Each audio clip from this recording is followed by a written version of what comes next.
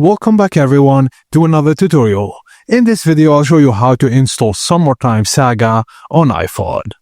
First thing first, visit the official Summertime Saga website or a trusted third-party website. Make sure the version is iOS compatible.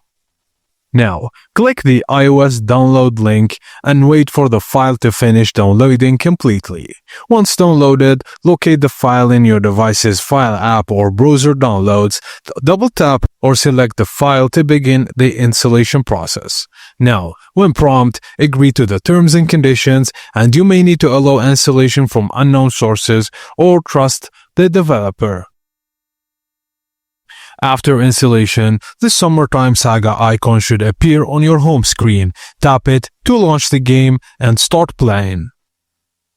And always make sure to download from a verified source like the official website if available. And that's it guys, as simple as that. Thanks for watching, and please don't forget to like and subscribe for more videos like this.